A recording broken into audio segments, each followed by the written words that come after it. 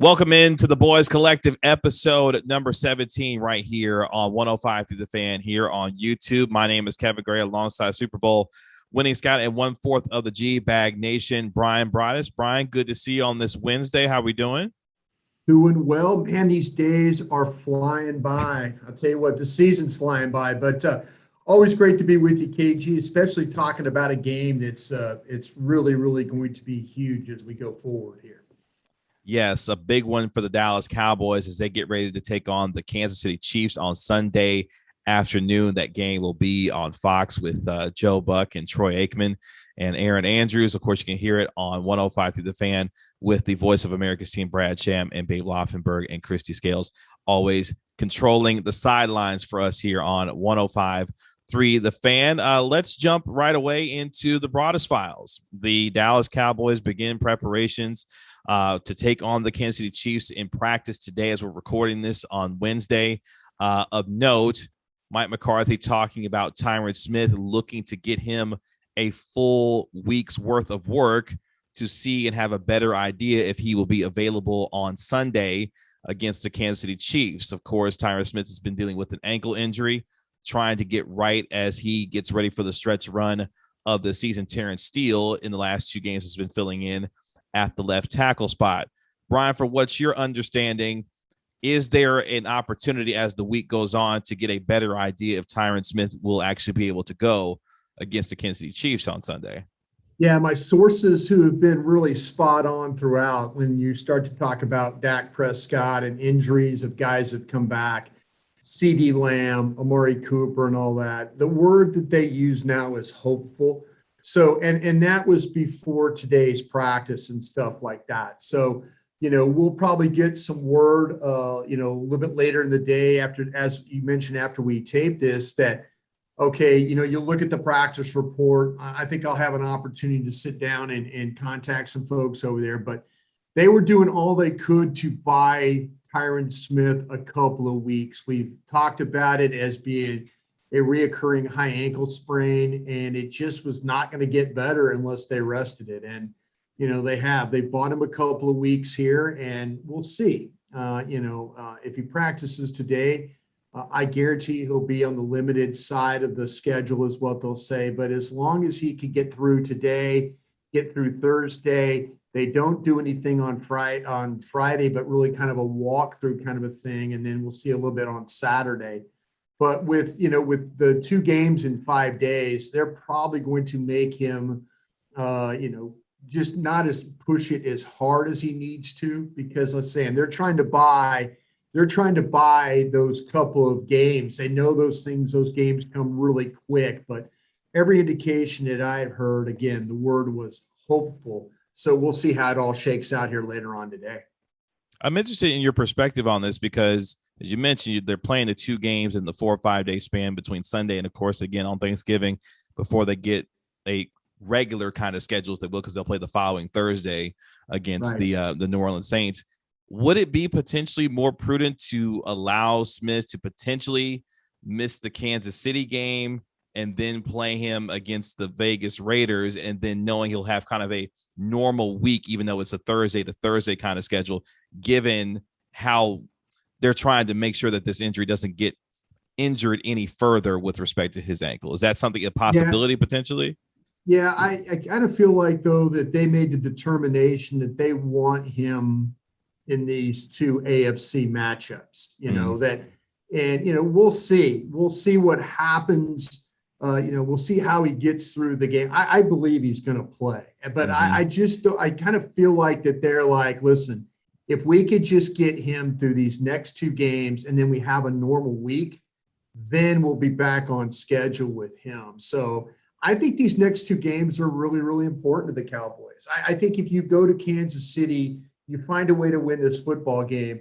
Not only does it keep the things, your goals going forward and what you're trying to do for seeding in the NFC, but it also sends a message to the AFC, especially if you beat Kansas City and then you beat the Raiders. The Raiders have been a little bit of an up and down team right now, but you go to Arrowhead and win this football game, you send a message to the AFC is really what you do, because we all know how difficult it is to play in Kansas City and how difficult it is to win. Now, teams have done it this year. I mean, people have gone in there and won, or they've played well, being part of that. So, yeah, I kind of feel like, though, this is going to be this is really important to them. And having him for these next two games, I think was the plan all along.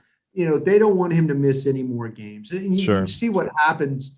You see what happened. We saw what happened against the Broncos when he doesn't play. Now, again, you won last week without him, and you can say what you want about the Falcons or the Broncos, but I just feel like, though, these next two games are really about seeding, and they're about really sending a message to the teams in the AFC that you might have to deal with in the Super Bowl.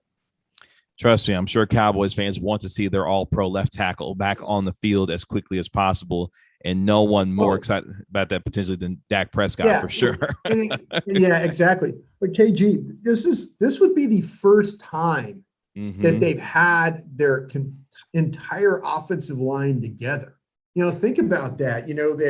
We saw the opening game against Tampa. Yeah, Smith was playing, but there was no Zach Martin.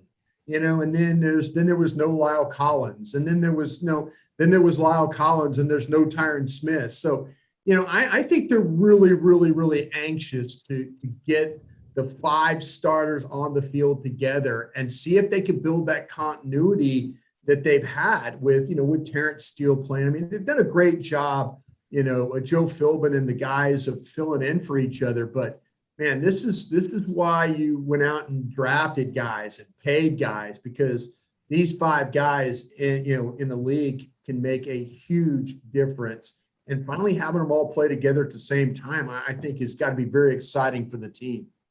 Speaking of the offensive line, and we'll stick on that left side because Connor Williams has come under the microscope quite a bit over the last, several days and really throughout the year, just because of the continuity that this offensive line has been looking for based on what the Cowboys wanted to have as far as their starters.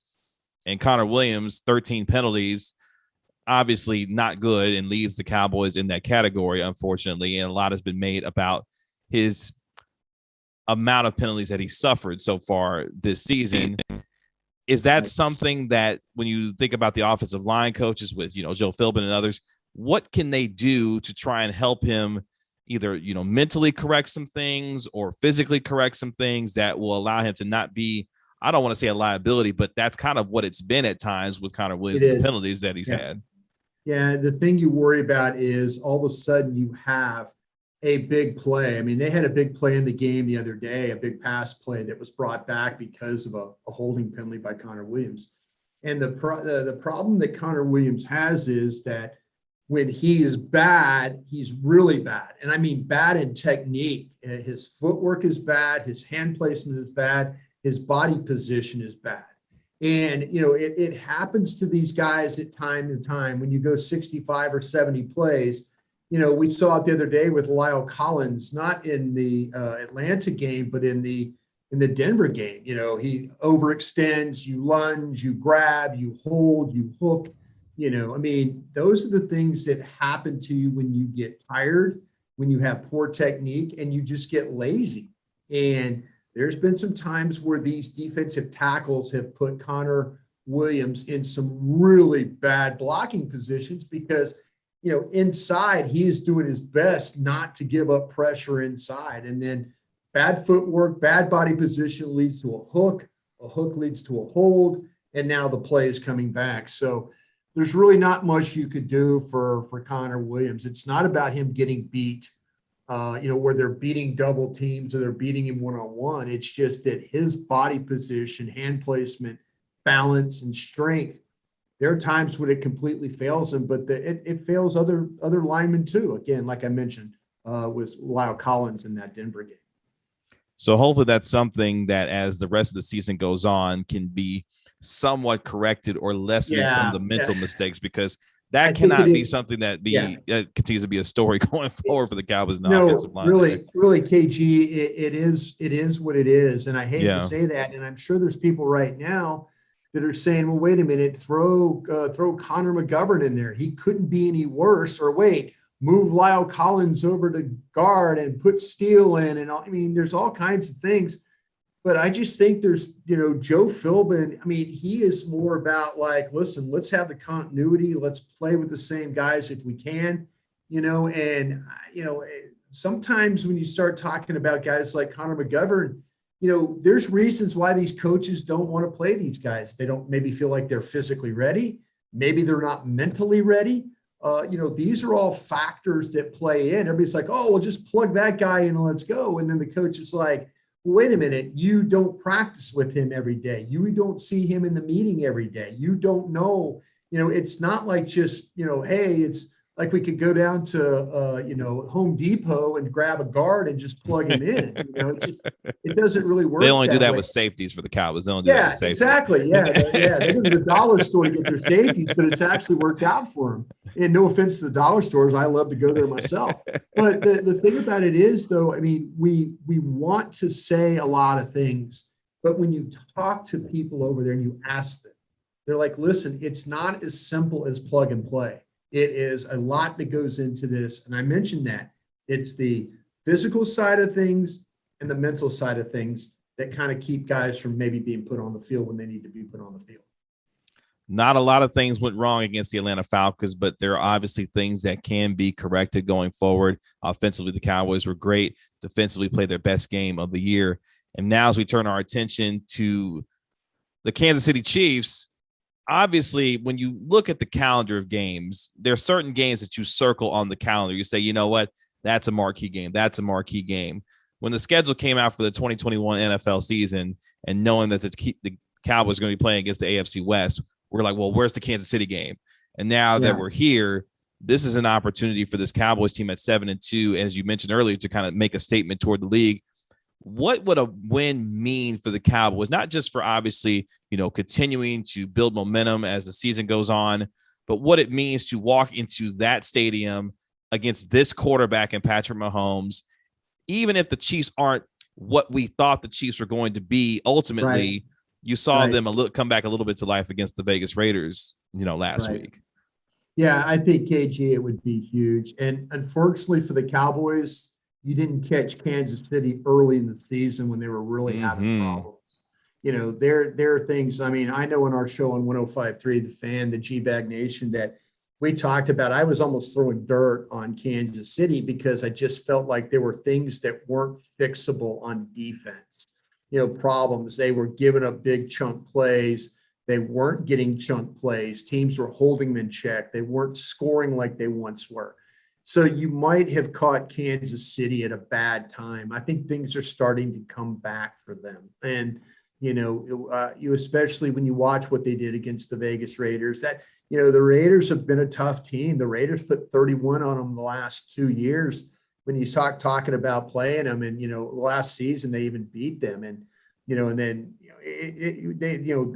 the Chiefs, it really, to be honest with you, embarrassed the Raiders. Now, if you go back and watch the Chiefs play the Tennessee Titans like I did, now you'll see Tennessee did a great job on defense on third down. They did a great job on their offensive side of the ball. They were able to run the ball with Derrick Henry. They made some great play action passes. They were able to kind of hold Kansas City in check, but. Yeah, this will definitely be a statement game. But, also, KG, if we play that game all the time. I know you do and I do. And, on the radio we do. When the Cowboys schedule came out, it was win, loss, win, win. Well, and you get to Kansas City, you immediately put down the loss. And I don't think you could say that now. I think these are two teams that I do think the arrow is now going back up for Kansas City. But I think, again, they're starting to look like themselves. They got back into doing things that they're really, really good at. Before they weren't protecting the football all that well, and the defense was getting kind of bullied. And they had that. If you talk about the Cowboys, the way they dominated the Falcons, you could say the same thing about the Chiefs, the way they dominated the Vegas Raiders. So I kind of feel like that you got two teams that are pretty evenly matched right now, going into this football game. It's interesting because I think the Cowboys win over the Falcons. The timing of it was perfect in the sense you got physically dominated by the Denver Broncos. a Right. lot of adversity, have teams figured out, is there a blueprint to beat this team, this, that, and the third. And then the Cowboys were able to refocus themselves to the point where they put together their best effort, and building off of that kind of a win, walking into arguably, to me, the most difficult place to play in the NFL. I think that kind of a win is perfect going up against a team where you've got to be confident walking up against Patrick Mahomes and Tyreek Hill and Travis Kelce and say, hey, not only did we bounce back from some adversity and getting, beat down the way we did against Denver, now we get a chance to prove it even more that what we did against Atlanta wasn't a fluke based on how we responded in that game. And I think this is a perfect opportunity for the Cowboys to continue to establish themselves as true Super Bowl contenders, given this is a team in the Kansas City Chiefs that's been in the Super Bowl the last couple of years. Yeah, it's still the Chiefs. It's still Andy Reid. It's still Patrick Mahomes. It's still Tyreek Hill. It's still Travis Kelce. It's still Chris Jones. They might be 6-4 and they might have gone through some struggles, but I think, a really good football team over there. This is going to be a tough game. You're dealing with an offense that looks like it's getting back on track. The defense played better against the Vegas Raiders, and you've got a home field advantage here. That crowd will not give you an inch. And, luckily for you, the weather's going to be good. But you're going to have to deal with a very, very difficult stadium to play in. And we talk about those, and, the Cowboys have been very fortunate. They've played pretty well on the road this year. Look at what the Patriots have done since, that game with the Cowboys. Cowboys go to New England, a very tough environment, and win a football game. That win is looking better and better week over week, too. You were going to have to find, and listen, the Charger win early in the year, I thought was a really good win, too. The Chargers are a little bit down right now. But, you're going to have to go on the road, and you're going to have to almost play perfect football. You're going to have to turn them over. And I know we'll get into it more on Friday with all the matchups and stuff. But this is one of those games that if you walk out of here with a victory, you have completely earned it. And then you've established yourself, I think, as one of the best teams in the National Football League. I think if you go get this victory, you beat Kansas City, however you do it, 1 point or 100 points, it doesn't matter. You now establish yourself as one of the best teams in the NFL. That gets us to the last portion of our show as we get you ready for the Cowboys taking on the Chiefs. We'll have your full game preview on Friday. Looking forward to that one because I feel like Dan Quinn is going to have something up his sleeve for the Kansas City Chiefs. I can't wait till we get to Friday to go over that game preview. Well, yeah, and I promise you, I talked to a coach in the AFC on how to beat Kansas City, and he gave me some interesting thoughts that I'll be glad to share on Friday as well. Oh, look at that. That's a professional tease there. I like that. The Cowboys are trying to work back and get back healthy as far as their players are concerned. DeMarcus Lawrence, according to Michael Gehlken, won't be activated for his 21-day IR practice window as of Wednesday. Obviously, he's still dealing with the broken left foot that he suffered back in week 2 during practice. Neville Gallimore is still working his way back, still a little bit of time away. I think for a lot of Cowboys fans, it's like, let's just all get healthy. Like, we just want to get healthy to see what we look like as a team going forward. Yeah. What's the shame of this thing, KG, is with these games being so close together, instead of missing 2 more games, you're probably going to miss 3 games. You're going to get that extra miss. And then after the Saints game, then I think you'll have Gallimore back. I think you'll have Tank back and all that. But it's just that game, that compressed schedule is going to cost you an opportunity to have 1 more game with those guys. So that gets me to this 3-game stretch between Kansas City, the Raiders, and the Saints on December 2nd on that Thursday night. Is this stretch of games a stretch of games that you feel will make or break the Cowboys season based on what they've achieved so far and ultimately what they are trying to achieve in making a deep run in the playoffs? Is this their most important 3-game stretch of the season in your mind? If you go 3-0 in this stretch, KG, you're going to be the best team in the NFL. I think that people will say, okay, put Dallas in there. They're 10-2. They've got a stretch now where they've got, okay, let's get the division games. And then let's see what that Arizona game, you win all those games to the point where you get to the Arizona game. And, they might slip up. They've got that deal where they play the football team. I still think the football team is capable. We saw what they did against Tampa. The football team plays well against Tampa. So that kind of didn't surprise me. But yeah, December 12th and December 20, I think it's 6th, they'll be the two games. If you're going to lose a game, the Eagles game, I'll say this about the Eagles too, and I know we're talking about the 3-game stretch. I think the Eagles are a team that you're probably going to have to deal with as one of the final seeds. If you look at their schedule, it's Jets, they got Saints, they've got Jets, they got Giants a couple of times, they got football team a couple of times, they've got the Cowboys in there. There are some very, very winnable games. And I think the Jets might be that team. If you keep talking about things going on in the NFC South with Carolina and Atlanta, watch the Philadelphia Eagles make it a push to try and get into that final playoff spot. And so, and that game against Dallas, it might not mean anything, or it might mean a game where Dallas has to win to get a better seeding. I don't think you want to be the 4th seed in this tournament. I just do. Even though the Rams lost the other day, I still don't think you want to play the Rams or Arizona again in that 4-5 matchup. Try and find a way to get this thing in that, the 1, 2, 3 thing. Get the 1, you get the bye, and Green Bay's got a kind of a tough schedule too. But to answer your question, I know it's kind of going all over the place. No, that's good. Yeah. But the 3-game stretch here, this thing can set you up going. You win these next 3, it sets you up going for the number 1 seed. You go 2-1, and you're still in really, really good shape.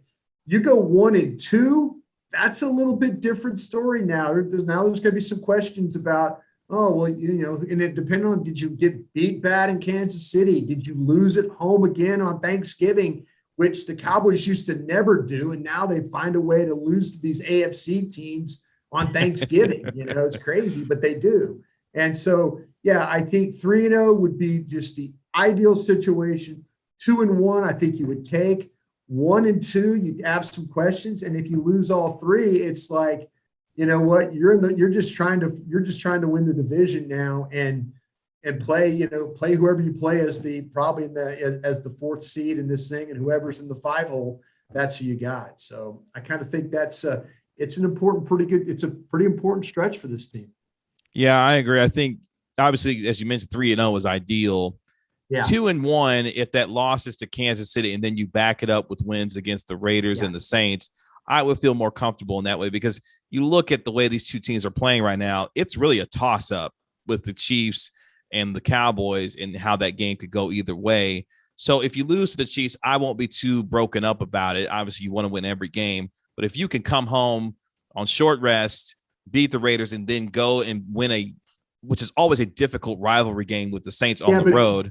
But the Saints don't have a quarterback. Your quarterback is clearly better than their quarterback. Yes. And if it turns into that type of a game, if that's a Drew Brees or, a Teddy Bridgewater playing with the Saints, maybe you feel different about it. I know I would. Sure. But Trevor Siemian, even though he's beaten the Cowboys when he was with the Broncos, I just don't think – I think the Saints, they're playing the Eagles this weekend. I could see them going to Philadelphia and losing. I could see them being 5-5, and maybe this thing starts to spiral on the way down, and maybe by the time you get to them on that Thursday night game, they're not interested in playing anymore. There's a lot of things that can happen by the time we get there. But 3-0 would be the best case scenario, as you said. 2-1, you could absolutely live with that. And then, but an 0-3 or a 1-2.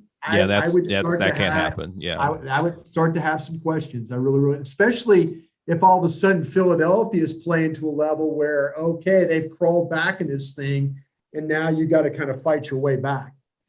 It should be a very interesting stretch of games with the Kansas City Chiefs, the Vegas Raiders, and the New Orleans Saints on that Thursday night. Those 2 Thursday night games on Thanksgiving, and then on December the 2nd. Looking forward to our Friday show. That's our game preview show on Friday. Terrific matchup between the Kansas City Chiefs and the Dallas Cowboys, a game that the whole, I think, NFL is circled on their calendar It's going to be a marquee matchup, America's Game of the Week on Fox. And of course, you can hear it right here on 105.3 The Fan. Bryan, do you have any other teases you would like to drop for us for our Friday show? No, it's just, we'll just get to Friday. And like I said, I'm talking to more and more people about how do you handle these cheats and, try and get a little bit of a blueprint. I know that's a big, nice buzzword that everybody's throwing around right now. But teams have played well against them, and there's things you just have to absolutely do to beat them. And the Cowboys are capable of doing all the things that we're going to talk about on Friday. Looking forward to it. You can find us on Twitter at Kevin Gray Sports, Bryan on Twitter at Bryan Broaddus. Make sure you subscribe to 105 Through the Fan here on YouTube, and you can check out the Boys Collective anywhere you see 105 Through the Fan, all of our social media platforms on Facebook, Twitter, and Instagram. For the Super Bowl winning scout, Bryan Broaddus, 1/4 of the G-Bag Nation, my name is Kevin Gray. We will be back on Friday to get you ready for the Cowboys taking on the Kansas City Chiefs right here on 105 Through the Fan here on the Boys Collective. Bryan, appreciate the time as always, and looking forward to talk to you on Friday. Sounds great, KG. Take care. Appreciate it.